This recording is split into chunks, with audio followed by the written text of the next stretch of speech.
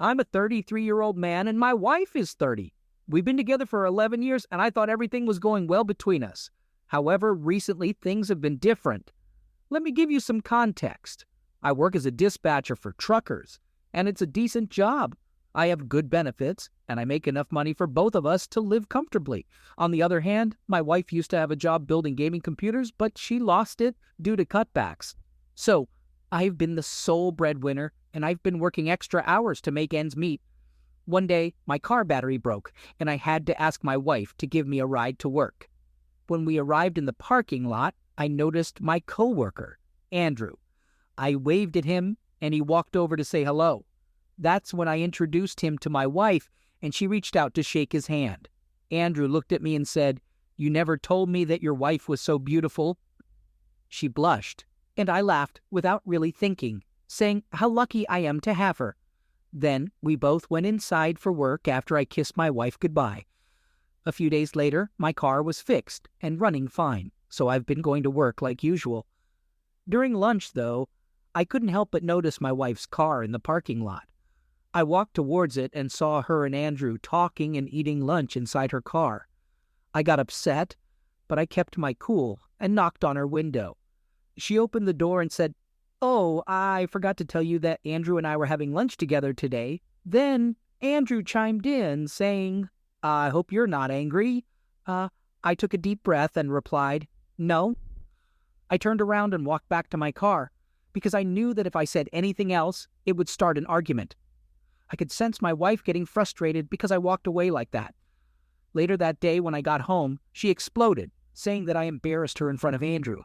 I responded, "Why do you even care, and when did you start hanging out with him?" She replied with, "I'm a grown woman and I don't have to tell you anything," and then walked away. Since then, she has been distant, and I've noticed she's been spending more time on her phone, calling and texting her friends. Deep down, I suspect it's Andrew, but I don't want to accuse her and end up looking like an idiot if I'm wrong. But at the same time, I feel like I should say something. I just don't know what to do. I talked to my friend, and he gave me an Apple AirTag. I'm planning to discreetly put it in my wife's car and track it to see if I can find any evidence, just in case things go south and we end up getting a divorce. Part of me doesn't want to do it, because it hurts to think that our relationship is falling apart so easily, considering everything we've been through. But I feel like I have to do it. I'll try to update again when I have the chance. Hey everyone, it's been a while, but a lot has happened during that time, and I finally have a chance to fill you in. To gather some evidence, my friend lent me his AirTag, and I discreetly placed it in my wife's car and followed her. She had told me she was going to meet a friend, but I had my doubts, so I followed her in my friend's car to avoid being noticed. After about a 20-minute drive, she pulled up to a hotel. I won't lie, my stomach churned and my heart raced. I was desperately hoping that I was mistaken and she was meeting a friend, but unfortunately, what I witnessed was Andrew waving at my wife, and then she ran and jumped into his arms, passionately kissing him. I was devastated and furious, filled with the desire to confront Andrew and demand my wife to leave the house and take her belongings. However, I refrained from acting on those impulses. Instead, I took out my phone and discreetly captured some pictures of them before driving away, as I watched them enter the hotel. When I got home, I couldn't contain my emotions and broke down into tears, screaming and yelling. In my frustration, I even punched a hole in the wall. Overwhelmed, I called my friend, who came over and saw the pictures. I started crying again and shouted, 11 years wasted. My friend comforted me with a hug and advised me to seek legal help while gathering more evidence against my wife. It felt challenging to maintain a facade of strength, but I assured my friend that I would try my best. In the weeks that followed, I continued to accumulate evidence and kept my distance. I witnessed them going to restaurants, movies, and hotels together, and each time it pained me. But I stayed strong and didn't confront her or question her claims of going out with friends or family. I thought I could keep up the charade for a few more days, especially since the lawyer I'm consulting assured me that I have plenty of evidence to ensure a favorable outcome in the divorce. But I think I messed up yesterday. It was my birthday, and I wasn't really feeling celebratory. My wife didn't even wish me a happy birthday, but her parents did. When I went to work, My coworkers surprised me with a cake and gifts. I tried to hold back my tears because, for a moment, I forgot about everything until I saw Andrew. He gave me a gift, and I forced a smile and thanked him. When I opened it, it was the Batman comic, and I was genuinely surprised because no one at work knew about my interest in comics, especially DC, which happens to be my favorite. When I mentioned this to Andrew, he said my wife had told him. That's when rage consumed me.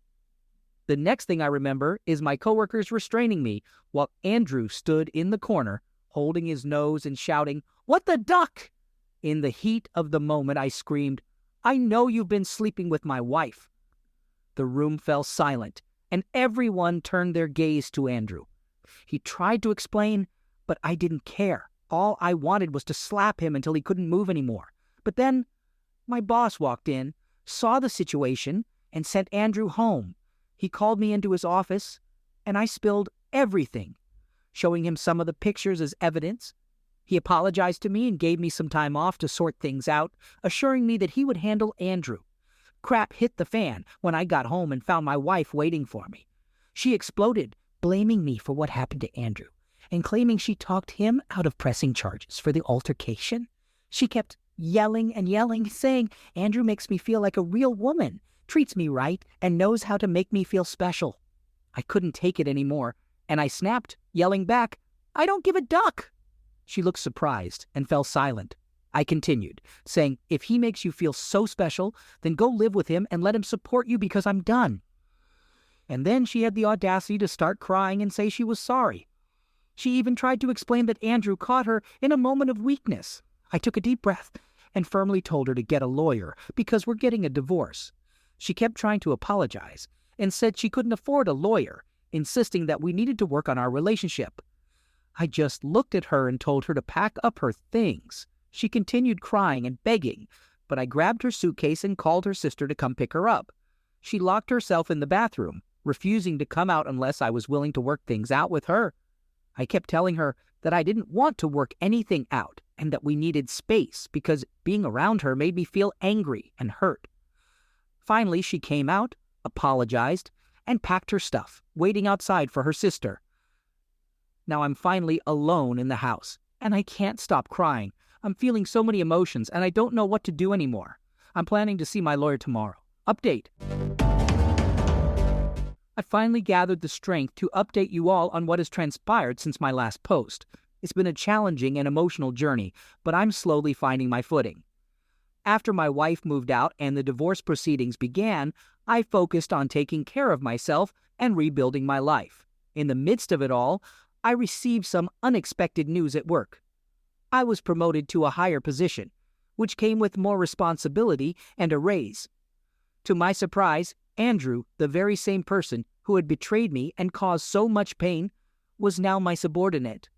It was a bitter pill to swallow, but I saw it as an opportunity for some sweet revenge. I seized every chance to reprimand Andrew, making sure he felt the weight of his actions. I would make jokes at his expense, relishing in his discomfort. It may not have been the most mature way to handle the situation, but it brought me a sense of satisfaction to see him squirm. Andrew, understandably, grew increasingly frustrated with my behavior. He lashed out at me a few times, but I couldn't help but laugh at his anger. It was a small victory for me, knowing that I had the upper hand and he was forced to endure the consequences of his actions. But the real turning point came when I discovered that Andrew had stolen food that was meant for everyone in the office. It was a blatant act of disrespect and entitlement. I couldn't let him get away with it. In a moment of boldness, I confronted him in front of the entire staff. I exposed his actions and fired him on the spot. The look of shock and humiliation on Andrew's face was priceless. It was a taste of karma that he had brought upon himself. The office erupted into a mix of shock, disbelief, and some even applauded my actions. It was a defining moment where I reclaimed my power and showed Andrew that his behavior would not be tolerated. As the divorce proceeding continued, I made sure to focus on my own well-being and happiness. I refused to let the past define me. The divorce was finalized, and while my ex-wife had moved on with her life, Andrew found himself unemployed and left to face the consequences of his actions. Meanwhile, I thrived, my career flourished, and I dedicated myself to personal growth and pursuing my passions. I surrounded myself with supportive friends and family who helped me heal from the wounds of the past. It was a process, but gradually, I found myself living my best life. Looking back now, I realize that the revenge I sought was not just about hurting others, but about finding my own sense of closure and moving forward. It was about reclaiming my power and finding happiness despite the pain I had endured. Today, I can proudly say that I have emerged from the storm stronger than ever. I have found love again, with someone who cherishes and respects me. Together we build a future filled with trust, laughter, and mutual support. As for my ex-wife and Andrew, they are mere footnotes in the story of my life. I've moved on, leaving them behind along with the pain and betrayal they brought into my life. They are no longer a source of anger or bitterness. Instead, they serve as reminders of the lessons I have learned and the resilience I have discovered within myself. Life has a way of teaching us valuable lessons, and through this journey, I have learned the importance of forgiveness, self-love, and the power of letting go. I am grateful for the challenges I have faced as they have shaped me into the person I am today. My story is not one of revenge triumphing over others, but of personal growth in finding happiness after heartbreak. I have found peace within myself, and I'm excited to embrace the bright future that lies ahead.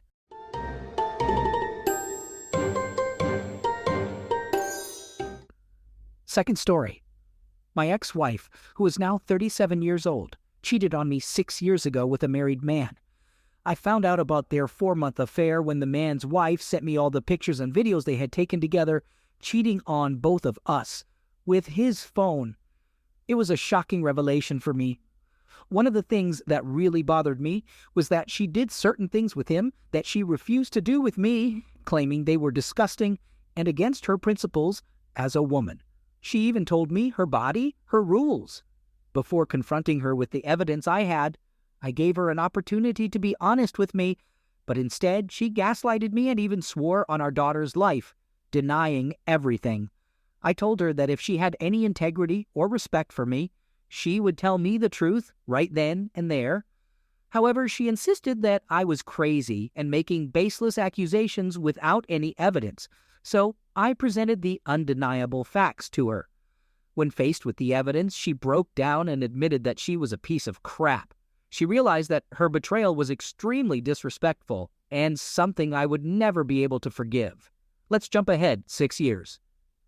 Just last month, my daughter asked if I would come to a dinner she was preparing for her baking cooking competition. I agreed, but there was a catch. My ex-wife, her mother, would be there too. My daughter knows the reason for our divorce and understands that I have no contact with her mother. Keep in mind, I haven't seen or spoken to my ex-wife in almost 6 years.